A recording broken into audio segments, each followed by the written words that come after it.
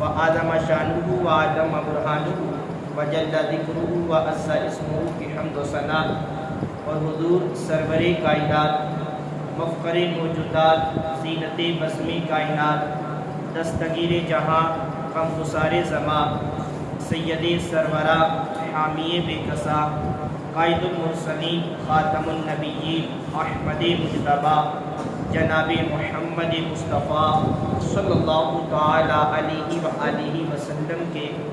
دربار گوہر میں ہدیہ درود و سلام عرض کر لینے کے بعد، رب کائنات رب ذوالجلال کے فضل اور توفیق سے آج جمعۃ المبارک کے پرنور لمحات میں خالق کائنات جل وعلا نے ہمیں مسجد میں حاضری دینے کی توفیق عطا فرمائی ہے۔ پاک پروردگار عالم کی بارگاہ میں دعا ہے کہ رب کائنات رب ذوالجلال اسی طرح ہمیں مسجد کی باادب حاضری دیتے رہنے کی توفیق عطا فرمائی۔ آج کے خطبہ جمعۃ المبارک کے مختصر سے وقت میں ہماری گفتگو کا موضوع نماز کی سنت مؤکدہ اور غیر مؤکدہ کے حوالے سے ہوگا۔ اللہ رب العزت ہمیں حق بیان کرنے، حق سننے اور حق سمجھنے کی توفیق عطا فرمائے۔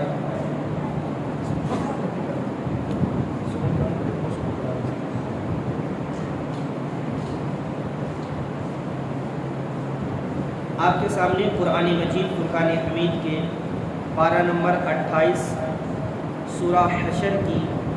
ایک آیہ کریمہ کا ایک جز تلاوت کرنے کا شرف حاصل کیا۔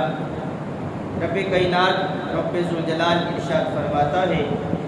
وَمَا آتَاكُمُ الرَّسُولُ فَخُذُوهُ وَمَا نَهَاكُمْ عَنْهُ فَانتَهُوا۔ خالق کائنات جل وعلا نے اس آیہ کریمہ میں یہ ارشاد فرمایا، اور رسول جو کچھ تمہیں عطا فرمائے وہ لے لو، اور جس سے تمہیں منع فرمائے تو تم باز رہو۔ اب اس آیہ کریمہ میں خالق کائنات جل وعلا نے ہمارے آقا و مولا علیہ الصلوۃ والسلام کے حوالہ سے امت مسلمہ سے یہ فرمایا کہ اے ایمان والو، جو کچھ تمہیں رسول عطا فرمائے نا وہ لے لو، اور جس سے رسول منع فرمائے اس سے باز رہو۔ اب اسی آیہ کریمہ کو سامنے رکھتے ہوئے سینکڑوں چیزیں بیان کی جا سکتی ہیں کہ جن سے نبی کریم علیہ السلام نے منع فرمایا تو امت مسلمہ پر لازم ہے کہ ان چیزوں سے باز رہیں، اور جن چیزوں کا رب کائنات کے محبوب نے حکم دیا تو امت مسلمہ پر لازم ہے کہ ان چیز کو بچا لائے۔ میں زیادہ اس آیت مبارکہ کی تفصیل میں نہیں جاؤں گا، صرف اپنے موضوع کے حوالے سے عرض کرنا چاہوں گا کہ نبی کریم رؤوف الرحیم علیہ السلام جو نماز ادا فرماتے، اس نماز میں میرے آقا مولا علیہ السلام کی جو سنتیں ہیں، جو سنت مؤکدہ ہیں، سنت غیر مؤکدہ ہیں، یہ میرے کریم لجپال آقا علیہ السلام ادا فرماتے، تو اسی ادا کو امت مسلمہ پر بھی لازم قرار دیا گیا کہ جو نماز رسول اللہ صلی اللہ تعالی علیہ وآلہ وسلم پڑھتے ہیں اسی نماز کو آپ لوگوں نے بھی ادا کرنا ہے۔ اب فرض نماز وہ تو ہر مسلمان پر فرض ہے، اللہ رب العزت کا واضح طور پہ قرآن مجید فرقان حمید میں حکم ہے، فرض نماز ہر عاقل و بالغ مسلمان مرد و عورت نے ادا کرنا ہے، لیکن اس کے ساتھ ساتھ نماز کی سنت مؤکدہ، نماز کی سنت غیر مؤکدہ، یہ بھی مسلمان کے لیے ہے کہ مسلمان ان کو ادا کرے، اور یہ رسول کریم علیہ السلام کی اتباع ہے۔ اور احادیث مبارکہ میں میرے آقا مولا علیہ السلام نے اس کا حکم بھی ارشاد فرمایا ہے، آگے انشاءاللہ اس کو بھی بیان کیا جائے گا۔ اولاً اس بات کو یاد رکھیے کہ ایک دن میں ایک مسلمان پر جو سنت مؤکدہ نماز ہے وہ 12 رکعتیں ہیں، جو ایک مسلمان نے فرائض کے ساتھ ساتھ، فرض نماز کے ساتھ ساتھ سنت مؤکدہ بھی ادا کرنی ہے۔ اسی طرح سنت غیر مؤکدہ یہ 10 رکعات جو ہیں یہ ایک مسلمان کے لیے ہے کہ وہ اپنے نبی کی ادا کو ادا کرتے ہوئے سنت غیر مؤکدہ بھی ادا کرے۔ اچھا، سب سے پہلے سنت مؤکدہ اور غیر مؤکدہ اس کی ڈیفینیشن سن لیں تاکہ ہمیں ان چیزوں کی اہمیت کا علم ہو سکے۔ سنت مؤکدہ وہ سنتیں ہیں کہ جس کی شریعت مطہرہ میں بہت تاکید بیان کی گئی، شریعت مطہرہ میں جس کی تاکید آئی اور بلا عذر، کوئی عذر نہیں ہے، بغیر عذر کے ایک مرتبہ اگر کسی نے سنت مؤکدہ نہ پڑھی تو ایسا شخص ملامت کا حقدار ہے، اور اگر وہ پڑھتا ہی نہیں، معمول بنا لیتا ہے، عادت بنا لیتا ہے، تو یاد رکھیے گا ایسا شخص جو سنت مؤکدہ کا تارک ہے، عادت بنا لیتا ہے، پڑھتا نہیں، وہ فاسق و فاجر، مردود الشہادہ اور جہنم کا حقدار ہے۔ اور پھر بعض ائمہ کرام نے تو یہاں تک فرمایا کہ جو سنت مؤکدہ نہیں پڑھتا ایسا شخص گمراہ ہے، اور یہاں تک بھی کہا گیا کہ وہ گناہگار ہے، اگرچہ اس کا سنت مؤکدہ کا ترک کرنا یہ واجب کے گناہ سے کم ہے، لیکن سنت مؤکدہ کی چونکہ شریعت مطہرہ میں تاکید بہت زیادہ ہے تو اس کے چھوڑنے والا گناہگار بھی ہوگا، جہنم کا حقدار بھی ہوگا، اور ائمہ کرام کے نزدیک وہ گمراہ بھی ہے۔ اور پھر ہمیں ڈر جانا چاہیے کہ سنت مؤکدہ کو اگر چھوڑیں گے تو معاذ اللہ ایسے شخص کو رسول کریم علیہ السلام کی شفاعت بھی نصیب نہیں ہوگی، وہ قیامت کے دن شفاعت مصطفیٰ سے محروم ہو جائے گا۔ اور یہ واضح میرے آقا و مولا کا فرمان موجود ہے، میرے لجپال کریم آقا نے فرمایا جو میری سنت کو ترک کرے گا اسے میری شفاعت نہ ملے گی، یعنی سنت مؤکدہ کو چھوڑ دے گا، میرے آقا فرماتے ہیں اس بندے کو میری شفاعت نہیں ملے گی کہ کل قیامت کے دن میرے آقا و مولا علیہ السلام جب امت مسلمہ کی شفاعت فرما رہے ہوں گے تو ایسا شخص جو سنت مؤکدہ کا تارک ہے اور اس کی عادت ہے کہ وہ سنت مؤکدہ نہیں پڑھتا۔ عموماً ہمارے معاشرے میں ایسا ہوتا ہے کہ لوگ آتے ہیں مسجد میں، بس فرض پڑھے، فرض پڑھنے کے بعد جیسے ہی سلام پھری بعض حضرات تو دعا بھی نہیں کرتے، اٹھ کے وہ جلدی سے مسجد سے باہر چلے جاتے ہیں۔ ہمارا حسن ظن ہے گھر میں جا کر وہ سنتیں پڑھتے ہوں گے، لیکن ایسے موقع پر کہ جب عوام کے اندر موجود ہے تو سب کے سامنے سنتیں ادا کرنی چاہیے تاکہ کسی کو بدگمانی کا موقع ہی نہ ملے، کسی کو بات کرنے کا موقع ہی نہ ملے کہ یہ حضرت صاحب آتے ہیں بس فرض پڑھتے ہیں اور چلے جاتے ہیں، سنتیں کبھی ان کو پڑھتے دیکھا ہی نہیں، نہ سنتیں بعدیہ پڑھتے ہیں نہ سنتیں قبلیہ پڑھتے ہیں، بس فرض پڑھ کے چلے جاتے ہیں۔ تو ان سنتوں کی کتنی اہمیت ہے کہ 12 رکعتیں ایک دن میں ایک مسلمان پر سنت مؤکدہ ہیں، اگر وہ جان بوجھ کر ایک مرتبہ چھوڑتا ہے تو وہ ملامت کا حقدار ہے، اور اگر چھوڑنے کا عادی بن جائے تو پھر جہنم کا حقدار ہے۔ میرے آقا اس کی شفاعت بھی نہیں فرمائیں گے اس انداز سے کہ اس کا ٹھکانہ بھی جہنم ہے اور وہ ائمہ دین کے نزدیک گمراہ ٹھہرا دیا جائے گا۔ تو یہ کتنی اہم فضیلت ہے سنت مؤکدہ کی۔ اور پھر حدیث مبارکہ کو ہم دیکھیں، میرے آقا و مولا علیہ السلام کی واضح حدیث موجود ہے مسلم شریف میں، ابو داؤد شریف، ترمذی، نسائی میں، ام المؤمنین حضرت ام حبیبہ رضی اللہ تعالی عنہا راوی ہیں، آپ فرماتی ہیں نبی کریم علیہ السلام نے ارشاد فرمایا جو مسلمان بندہ اللہ کے لیے ہر روز فرض کے علاوہ یعنی فرض نماز کے علاوہ 12 رکعتیں پڑھے اللہ اس کے لیے جنت میں ایک مکان بنائے گا۔ اور پھر وہ 12 رکعتیں کون ہیں؟ میرے آقا نے بیان بھی فرما دی وہ کون سی ہیں۔ فرمایا 4 ظہر سے پہلے، 2 ظہر کے بعد، 2 مغرب کے بعد، 2 عشاء کے بعد اور 2 فجر کے فرض پڑھنے سے پہلے۔ تو یہ 12 رکعتیں جو ہیں یہ سنت مؤکدہ ہیں۔ میرے آقا فرماتے ہیں جو مسلمان بندہ فرض نماز کے علاوہ یہ 12 رکعتیں ادا کر لیا کرے گا رب کائنات اس کے لیے جنت میں گھر بنائے گا۔ اب کتنا آسان سستا سودا ہے کہ جنت میں گھر چاہیے تو سنت مؤکدہ جس کی شریعت میں تاکید ہے، پڑھنا ضروری ہے، نہیں پڑھیں گے تو گناہگار ہوں گے، یہ پڑھنا پڑے گی اور پڑھنی ہے ایک مسلمان کو۔ اور پھر دوسری ہے سنت غیر مؤکدہ۔ تو یاد رکھیے سنت غیر مؤکدہ یہ مستحب ہے، اگر پڑھیں گے تو ثواب ہے، اور یہ ایسی سنتیں ہیں کہ جس کی تاکید نہیں فرمائی گئی، شریعت نے تاکید نہیں فرمائی کہ پڑھنا ہی پڑھنی ہے، آپ کو اجازت ہے، آپ پڑھیں گے تو اللہ کی بارگاہ سے ثواب ملے گا، اگر نہیں پڑھیں گے تو گناہگار نہیں ہے۔ لیکن سنت مؤکدہ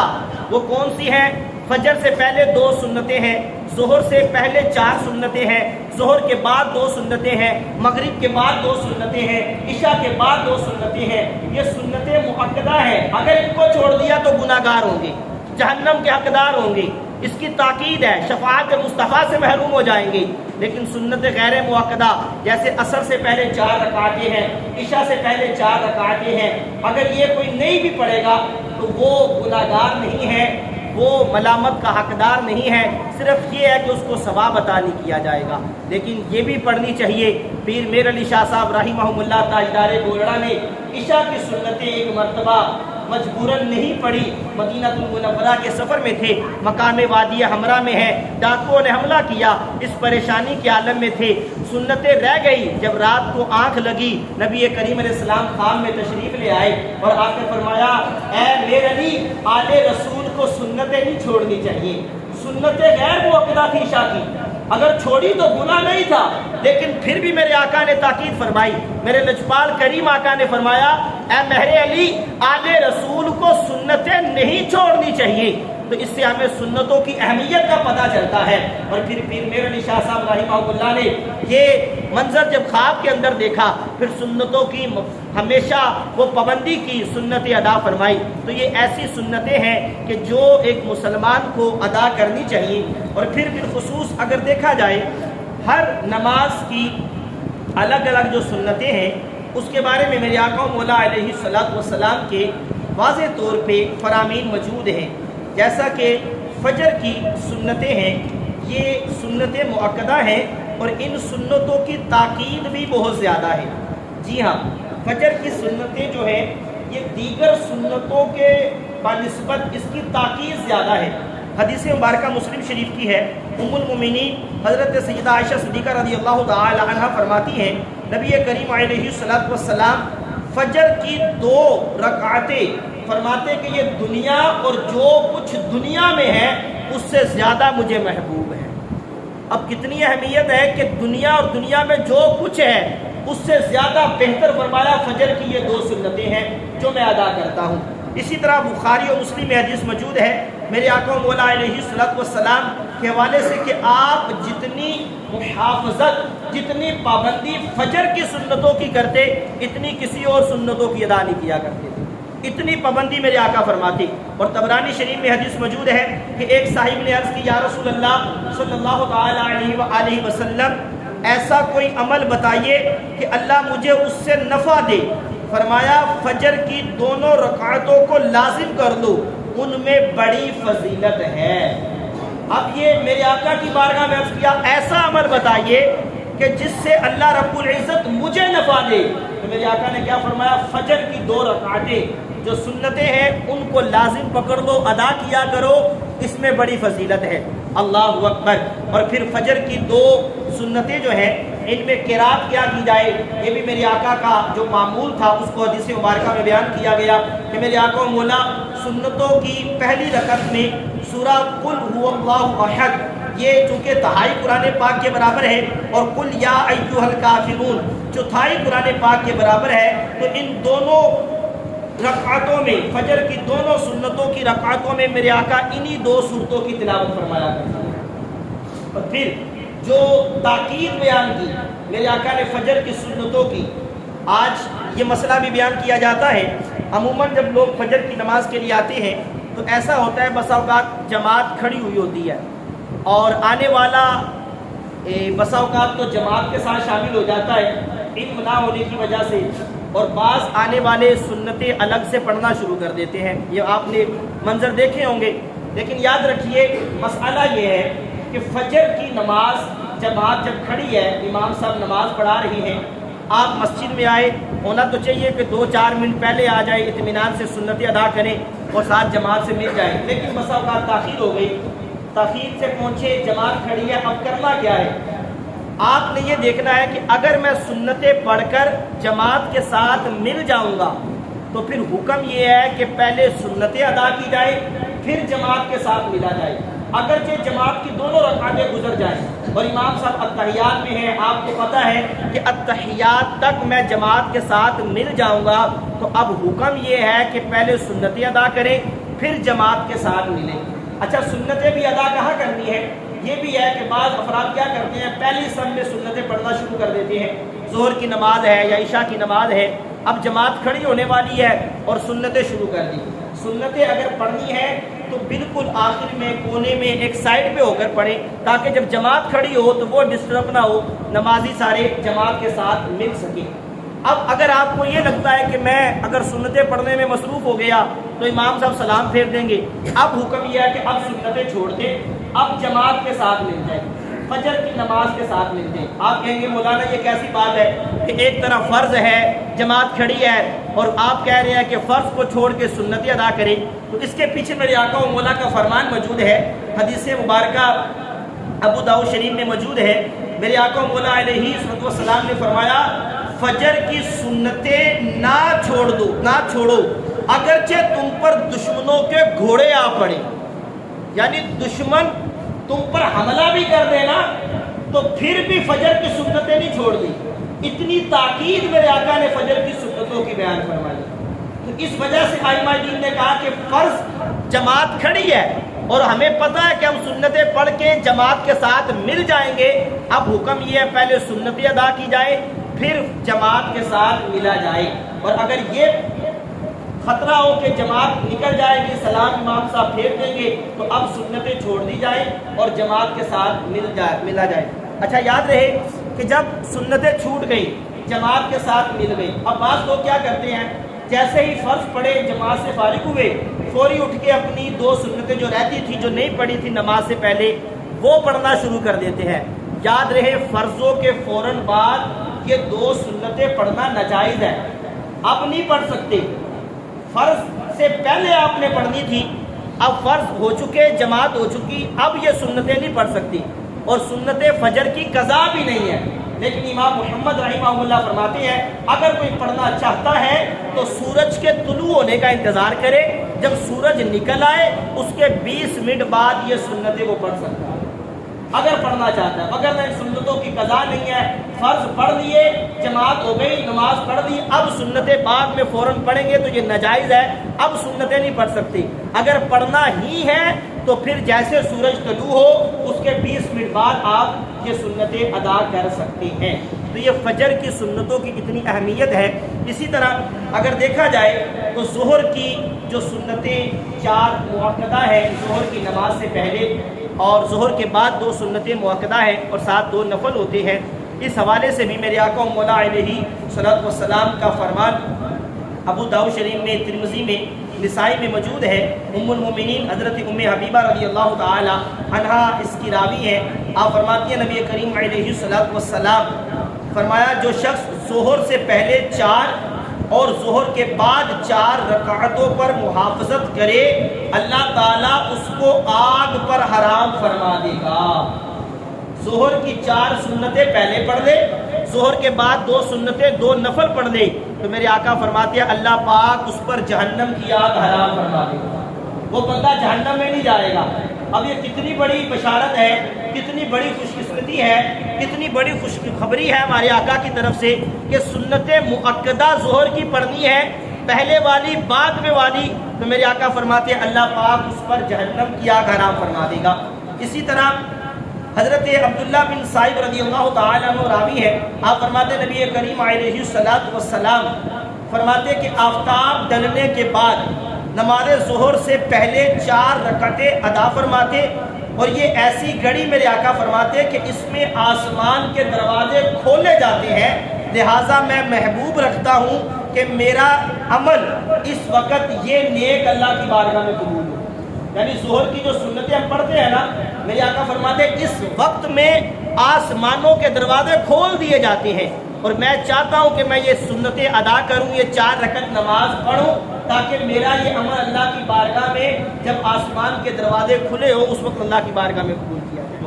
اسی طرح ایک اور حدیث مبارکہ جس کو بزاز نے حضرت ثوبان رضی اللہ تعالی عنہ سے روایت کیا کہ دوپہر کے بعد 4 رکعت پڑھنے کو نبی کریم علیہ السلام محبوب رکھتے۔ ام المومنین حضرت صدیقہ رضی اللہ تعالی عنہ نے عرض کی یا رسول اللہ، میں دیکھتی ہوں کہ اس وقت میں نبی کریم علیہ السلام نماز محبوب رکھتے ہیں۔ فرمایا اس وقت آسمان کے دروازے کھولے جاتے ہیں، اللہ تبارک و تعالی مخلوق کی طرف نظر رحمت فرماتا ہے۔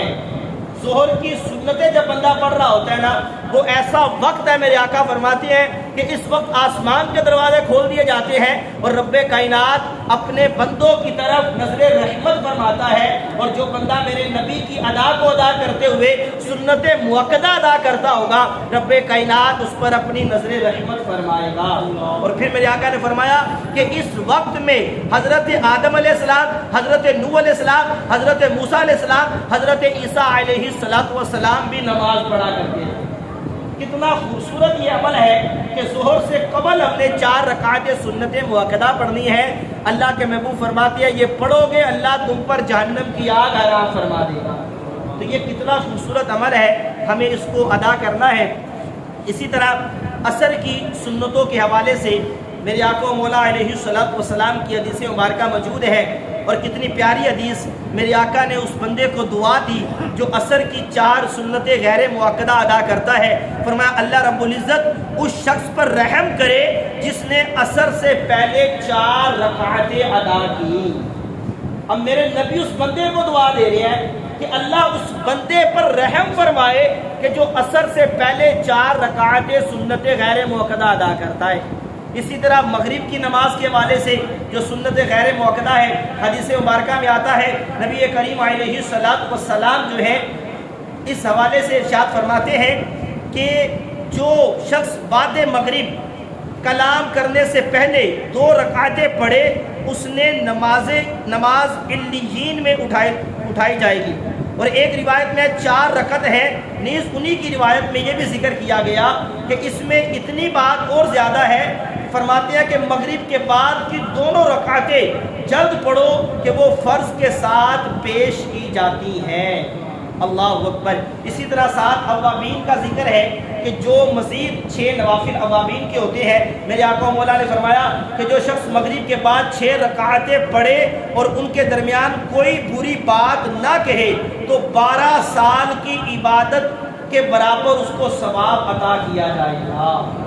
اللہ اکبر۔ یہ کتنی اہم عبادت ہے، سنت مؤکدہ، سنت غیر مؤکدہ، لیکن عموماً ہمارے بھائی بسا اوقات اس کی طرف توجہ نہیں کرتے اور ان سنتوں کو چھوڑ دیتے ہیں۔ یاد رہے شروع میں بھی عرض کیا تھا کہ ایک دن میں 12 رکعتیں سنت مؤکدہ ہے جو ایک مسلمان نے ادا کرنی ہوتی ہے۔ فجر سے پہلے 2 سنت مؤکدہ ہے، نماز ظہر سے پہلے 4 سنت مؤکدہ ہے، نماز ظہر کے بعد 2 سنت مؤکدہ ہے، نماز مغرب کے بعد 2 سنت مؤکدہ ہے، اور نماز عشاء کے بعد 2 سنت مؤکدہ ہے۔ یوں یہ 12 رکعتیں ہیں جو ایک مسلمان نے ادا کرنی ہے۔ اگر کبھی کبھار ایک آدھ بار چھوٹ گئی تو وہ بھی ملامت کا حقدار ہے، لیکن اگر کوئی روٹین بنا لے پڑھے ہی نہ تو ایسا شخص گناہگار ہے، جہنم کا حقدار ہے، شفاعت مصطفیٰ سے محروم کر دیا جائے گا، اور ائمہ دین کے نزدیک ایسا شخص گمراہ ہے۔ اور سنت غیر مؤکدہ جو عصر سے پہلے 4 ہوتی ہے، عصر کے بعد عشاء سے پہلے 4 ہوتی ہے، وہ سنت مؤکدہ اگر کوئی نہیں پڑھتا تو وہ شخص گناہگار نہیں ہے، لیکن وہ سنتیں بھی پڑھنی چاہیے۔ اسی طرح آج جمعے کا دن ہے تو جمعے والے دن بھی یاد رکھیے جمعے کی نماز سے پہلے 4 رکعتیں سنت مؤکدہ ہے، اس کو بھی پڑھنا لازم ہے۔ اور جمعے کے فرض جب 2 پڑھ لیتے ہیں اس کے بعد 2 رکعتیں سنت مؤکدہ ہے، اس کے بعد 4 رکعتیں سنت مؤکدہ ہے، تو یوں 8 رکعتیں سنت مؤکدہ ہو گئی۔ پھر آخر میں 2 رکعتیں مزید سنتیں ہیں،